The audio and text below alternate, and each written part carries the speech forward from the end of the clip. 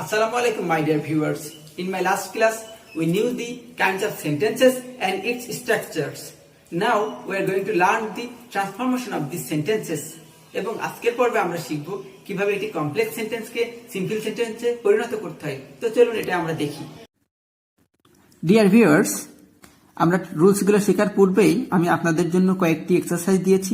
যারা এগুলো করতে পারেন তারা প্লিজ একটু করার চেষ্টা করুন। আমি ভিডিওর মাঝখানে এটা সলভ করে দেব। ফার্স্ট সেন্টেন্স লিখেছি, we know that he is a good cricketer. এই বাক্যটিকে সিম্পল করতে হবে আপনাদের।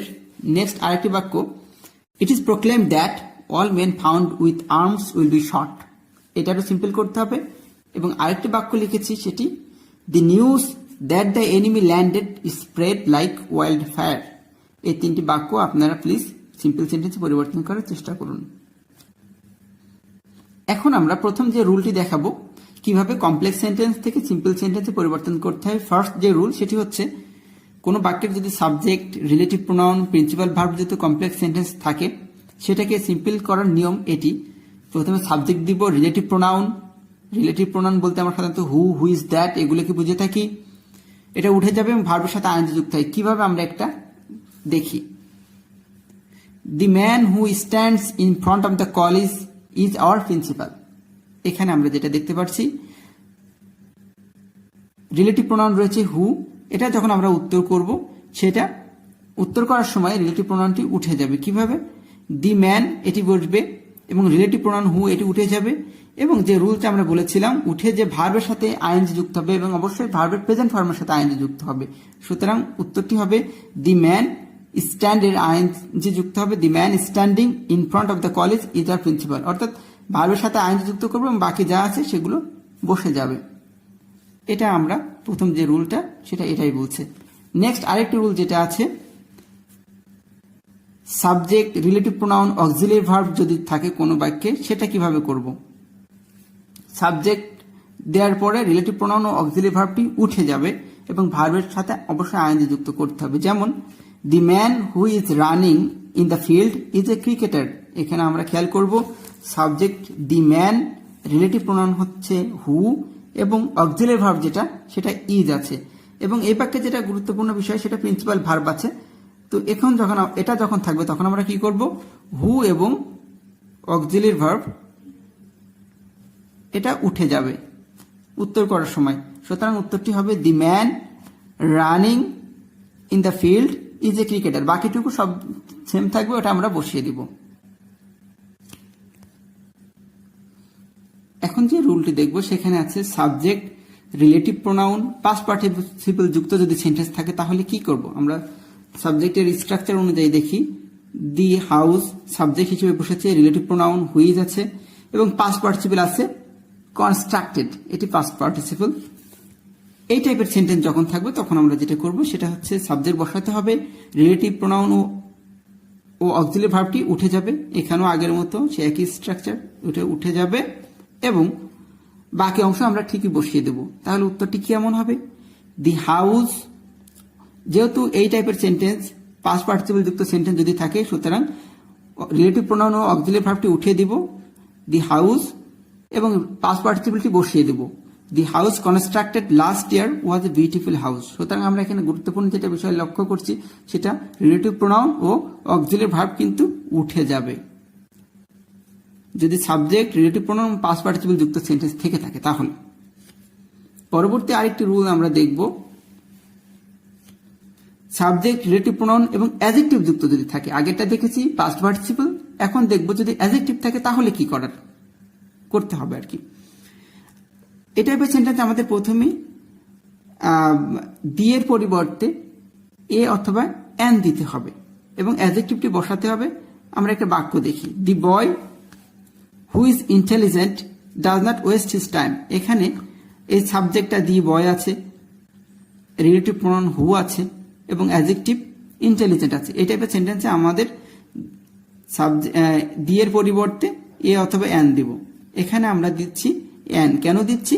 কারণ এখানে ইন্টেলিজেন্ট শব্দটি এখানে যেহেতু ভাওয়েলদের শুরু, যার কারণে আমাদের এখানে এন দিতে হবে, এ দিলে হবে না ইন্টেলিজেন্ট শব্দটি থাকার জন্য। সুতরাং এন ইন্টেলিজেন্ট এবং অ্যাডজেক্টিভটি বসাতে হবে রুলস অনুযায়ী। সাবজেক্টের এ এন বসানোর পরে অ্যাডজেক্টিভ বসাতে হবে অ্যান্ড ইন্টেলিজেন্ট, তারপর সাবজেক্ট বয়, এরপর অ্যাডজেক্টিভের পরের অংশ বসাতে হবে। অ্যাডজেক্টিভের পরের অংশ ছিল ডাজ নট ওয়েস্ট, এই সুতরাং এটা আমরা বসিয়ে দিলাম does not waste his time. এটা মূলত এই রুলটি এভাবে আমাদের মেনে চলতে হবে। এখন 2 নম্বর রুলে আমরা যেটা শিখব সেটি হচ্ছে সিন্স অ্যাজ হয়নযুক্ত কমপ্লেক্স সেন্টেন্স এর দুটি ক্লজের সাবজেক্ট এক হলে আমরা যেটা করব। আমরা এরকম একটা বাক্য দেখি প্রথমে, when the boys saw the snake they killed it. এখানে দেখা যাচ্ছে দুইটি clause, when the boy saw the snake এটি একটি ক্লজ এবং দে কিলড ইট এটি আরেকটি ক্লজ, এবং দুইটি ক্লজের সাবজেক্ট কিন্তু একই। এখানে দি বয়েজ যারা, দে মানে তারা, ওই দুইটারই সাবজেক্ট কিন্তু এক। অর্থাৎ হয়নযুক্ত সেন্টেন্সের দুইটা ক্লজের সাবজেক্ট যদি এক হয় সেক্ষেত্রে আমরা যেটা করব সেটি হচ্ছে প্রথমেই ভার্বের প্রেজেন্ট ফর্মের সাথে আইএনজি যুক্ত করতে হবে এবং বাকি অংশ বসিয়ে দেবো আমরা অবশ্যই।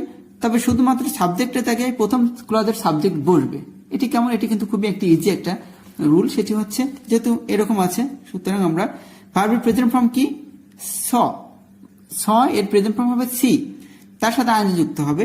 Singh the snake the boys killed it, অর্থাৎ আমরা দেখতে পাচ্ছি হোয়েন দি বয়েজ এটুকু পুরোটাই উঠে যাচ্ছে, স এটার প্রেজেন্ট ফর্ম সিং বানানো হলো আইএনজি যুক্ত করে, এবং এখানে দি বয়েজ বসার কথা ছিল দে, কিন্তু আমরা দি বয়েজ বসালাম কারণ আমাদের রুলে বলছে সাবজেক্টের জায়গায় প্রথম ক্লজের সাবজেক্ট বসবে। প্রথম ক্লজের সাবজেক্ট ছিল দি বয়েজ, এই জন্য আমরা এখানে দি বয়েজ বসিয়ে দিলাম।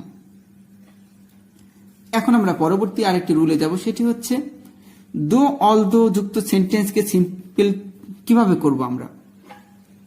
এরকম আমরা একটু বাক্য প্রথমে দেখব, সেটা দো হি ওয়াজ পোর হি ওয়াজ অনেস্ট। এই বাক্যে আমরা দেখতে পাচ্ছি দো আছে, তাহলে এর রুল হচ্ছে দোটা উঠিয়ে দিয়ে তার পরিবর্তে আমরা বসাবো ইনস্পাইট অফ কিংবা ডিসপাইট, এটা বসাবো, এবং সাবজেক্ট যদি থাকে তার পজিটিভ ফর্ম বসাতে হবে, এবং বি ভার্ব যদি থাকে তার পরিবর্তে বিং বসাতে হবে, প্লাস বাকি অংশ বসাবো। এখানে আমরা দেখতে পাচ্ছি দো এটা উঠিয়ে দিয়ে আমরা বসালাম, দো উঠিয়ে ইনস্পাইট অফ বসাচ্ছি, এবং সাবজেক্টের পজিটিভ ফর্ম হি আছে তার পজিটিভ ফর্ম হবে হিজ, এবং যেহেতু টু বি ভার্ব আছে ওয়াজ আছে সুতরাং সেটার পরিবর্তে আমরা লিখবো being, in spite of his being, বাকি যা আছে বাকি অংশ সেটা আমরা বসিয়ে দেবো। পোর হি ওয়াজ অনেস্ট এটা আমরা বসিয়ে দিলাম। ডিয়ার ভিউয়ার্স, আগের বাক্যে আমরা দেখেছিলাম দো অলদো যুক্ত ক্লজে ভার্ব হিসেবে ছিল বি ভার্ব।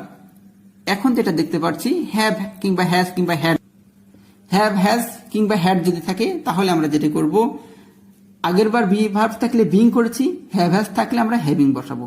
তাছাড়া সকল রুল ঠিক আছে। যেমন দো he had the ability he did not pass, অর্থাৎ যদিও তার সক্ষমতা ছিল সে পাস করলো না। এখন দো কিংবা অলদো থাকলে আমরা তার পরিবর্তে বসাবো ইনস্পাইট অফ কিংবা ডিসপাইট, সুতরাং বসে গেল ইনস্পাইট অফ, এবং সাবজেক্টের পজিটিভ ফর্ম বসবে, হিজ বসলো পজিটিভ ফর্ম, এবং হ্যাভ হ্যাজ থাকার জন্য কিংবা হ্যাড থাকার জন্য এখানে আরেকটি নিয়ম লেখার দরকার ছিল, সেটা হচ্ছে হ্যাড থাকার জন্য আমরা এখানে বসালাম having, in spite of his having ability he did not pass, এটা বসে যাবে। এখন আমরা দেখব দো অলদো যুক্ত ক্লজে যদি বি ভার্ব কিংবা হ্যাভ হ্যাজ না থেকে মূল ভার্ব থাকে তাহলে কি করব। তাহলে আমাদের যেটা করতে হবে, আমরা বাক্যটাকে দেখি, দো he work hard he failed in the exam. দো যুক্ত বাক্যে আমরা দেখছি ভার্বের মেন ভার্ব থাকছে, এখানে কোনো অক্সিলারি ভার্ব নাই কিংবা হ্যাভ হ্যাজ নাই, এগুলো নাই। সুতরাং আমরা যেটা করতে হবে, দো এর পরিবর্তে ইনস্পাইট অফ বসেছি, আপনার ইচ্ছা করলে ডিসপাইটও বসাতে পারেন, এবং সাবজেক্টের পজিটিভ ফর্ম হিজ বসালাম। ভার্ব যেটা থাকবে তার প্রেজেন্ট ফর্মের সাথে আইএনজি যোগ, আমাদের রুলে যেটা বলছে। সুতরাং ভার্ব আছে ওয়ার্ক, প্রেজেন্ট ফর্মের সাথে আইএনজি যুক্ত হবে working, in spite of his working hard he failed in the exam, অর্থাৎ ভার্বের সাথে আইএনজি যুক্ত করার পরে পুরো বাক্যটি বসে যাবে। এখন আমরা দেখব যে রুলগুলি, যে এক্সারসাইজ আপনাদের দিয়েছিলাম সেটি। ফার্স্ট সেন্টেন্স ছিল we know that he is a good cricketer. এটার সিম্পল সেন্টেন্স কি করতে হবে, আপনারা যারা করেছেন তারা আমার সাথে উত্তরটি মিলিয়ে নিন। উত্তরটি হবে we know him to be a good cricketer.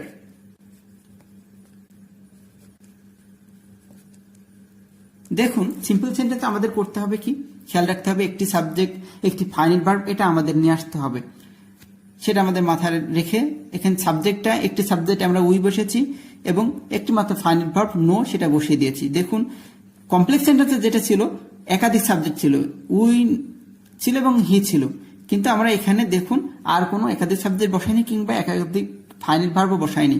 এটা আপনাদের মাথায় রাখতে হবে সবসময়।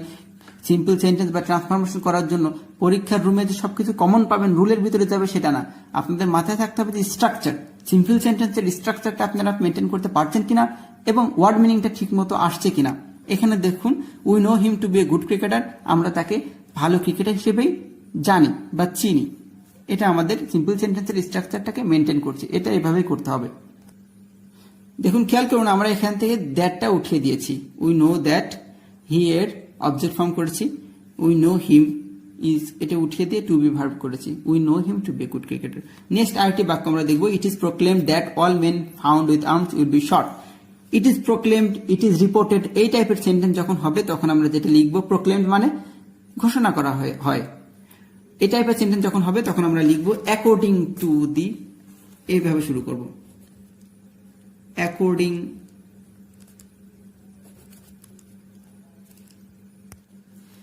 সুতরাং আমরা যেটা বসালাম ইট ইজ প্রোক্লেমড, এটি থাকার জন্য অ্যাকর্ডিং টু দ্য প্রোক্লেমেশন অর্থাৎ ঘোষণা অনুযায়ী।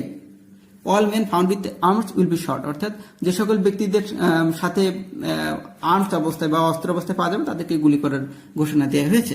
এইভাবে আমরা সিম্পল সেন্টেন্সে করতে পারি, ইট ইজ প্রোক্লেম থাকার জন্য অ্যাকর্ডিং টু দ্য প্রোক্লেমেশন, এভাবে বসালাম।